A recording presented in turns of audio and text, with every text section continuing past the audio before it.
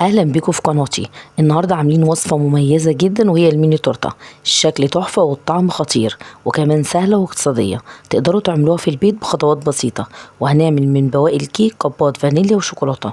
الوصفه دي هتنفعك جدا في الاعياد الميلاد والحفلات والمناسبات، او حتى لو حابه تدلعي ولادك بحاجه شكلها شيك وطعمها لذيذ.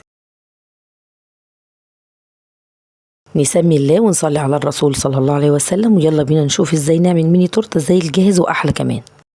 ده سبونج بيتي، تقدري تستخدمي سبونج بيتي او جاهز.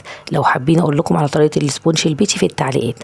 عملت مقدارين من السبونج البيتي، واحد فانيليا وواحد شوكولاته، في صاج مقاس 30 في 40. كل صاج هيعمل اتنين ميني تورته مقاس 12، واحده مقاس 9. وكل صاج هيعمل 3 قبات من بواقي الكيك. دي قطاعة بنجيبها من عند محلات مستلزمات الحلواني، هنقطع بيها الاسبونج. ولو مش متوفرة عندك تقدري تقطعي بأي حاجة متوفرة عندك، وهنقطع بالشكل اللي انتوا شايفينه ده. وزي ما قطعنا الاسبونج الفانيليا هنعمل برضو اسبونج الشوكولاتة بنفس الطريقة.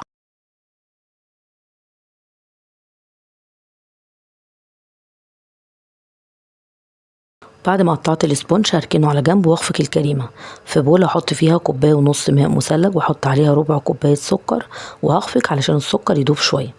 وبعدين احط كوبايه كريم شانتيه ومعلقه كبيره هرميه باستري كريم، وهخفق لحد ما الكريمه تهيش وحجمها يتضاعف. وده كده شكل وقوام الكريمه بعد ما خفقتها. نبتدي بقى نحشي الميني تورته. ودي قاعده ميني تورته مقاس 14. لازم يا جماعه نجيب قاعده ميني تورته تكون اكبر درجه ولا درجتين من حجم التورتايه. هحط عليها الطوق اللي انا قطعت بيه. وده ورق فاكيوم بتجيبه من عند محلات مستلزمات الحلواني، ارتفاعه بيكون 10 سنتي. هحطه حوالين الطوق وبالشكل ده علشان ياخد مقاس التورتايه.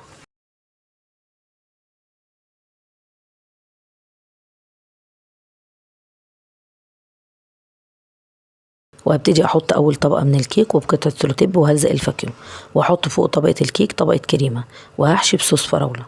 وهعمل الطبقه التانية والتالتة بنفس الطريقه، وبسباتيولا وهساوي وش التورتايه بالشكل ده وبالراحه كده، وهشيل الطوق. وهعمل روزيتات بالكريمه حوالين التورتايه، وهحط في النص شويه صوص فراوله. ودي كده اول واحده عملتها بصوص الفراوله.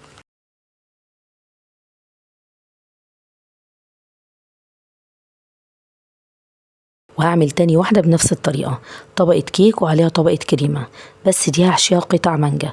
وهعمل الطبقة التانية والتالتة بنفس الطريقة، وفي النص هحشي مانجا. واخر طبقة هسويها بسباتيولا بالشكل ده. وبرضه هعمل اطار من الروزيتات وهزينها بقطع مانجا، وهدهن المانجا بجيلي تلميع على البارد علشان تفضل بتلمع، ولو باتت يوم او يومين في التلاجة تفضل محتفظة بشكلها. وهحط عليها واحدة كريز. وكده دي تاني واحدة عملتها بحشوة المانجا.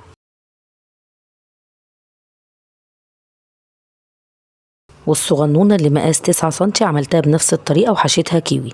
والكيوي اللي على الوش هدهنها بجيلي تلميع عشان تفضل محتفظة بشكلها والفاكهة متتبلش. وهحط في النص شوية صوص فراولة وعليهم واحدة كريز علشان تكسر اللون. ودي كبات بنجيبها من عند محلات مستلزمات الحلواني، هنحط فيها بواقي فتافيت الكيك. يعني صاج الاسبونش اللي احنا عملناه مش هنرمي منه اي حاجه. هحط في الكب شويه كريمه وشويه صوص فراوله، واحط عليهم طبقه من بواقي الكيك، وبعدين احط شويه من صوص الفراوله، واخر طبقه هعمل عليها روزيتات بالكريمه على الوش، وهحط في الاخر واحده كريز. وهعمل الكب التاني بنفس الطريقه بس هحشيه مانجا، وده حشيته بالكيوي. وهخفق مقدار كريمة تاني زي اللي عملته للفانيليا، هو نفس مقدار الكريمة بس زودت عليه معلقتين كبار جناش شوكولاتة. وهحشي بنفس الطريقة طبقة كيك شوكولاتة، واحط عليها طبقة كريمة، وهحشي بصوص شوكولاتة. وهعمل الطبقة التانية والتالتة بنفس الطريقة، واخر طبقة كريمة هسويها بسباتيولا. وهعمل روزيتات بالكريمة حوالين التورتاية،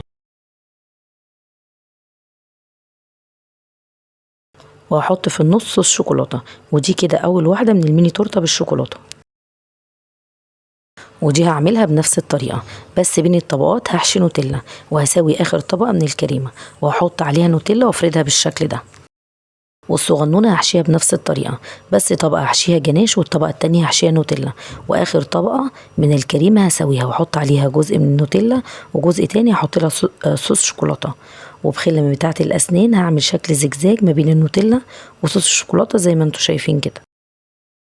وعملت فكرة كبات الشوكولاتة بنفس طريقة الفانيليا من بواقي كيك الشوكولاتة، وزينتها بنوتيلا وصوص شوكولاتة بالشكل ده. وعملت روزوتات صغيرة بمربى الحليب على التورتيه اللي انا حشيتها بالنوتيلا.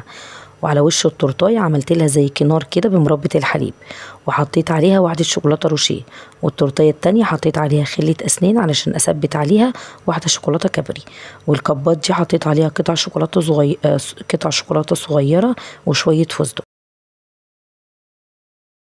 ودي كده كانت طريقتي السهلة للميني تورته. جربوها وقولوا لي رأيكم ايه في التعليقات. يا رب الفيديو يكون عجبكم واستفدتوا من وصفة الميني تورته، وبكده تكون خلصت وصفتنا النهارده. ما تنسوش تعملوا لايك وشير للفيديو، ولو مش مشتركين في قناتي واول مرة تشوفوها تشتركوا وتفعلوا الجرس الصغير علشان يوصل لكم اشعار بكل وصفاتي الجديدة. وما توفيقي الا من عند الله. دمتم في امان الله. سلام عليكم.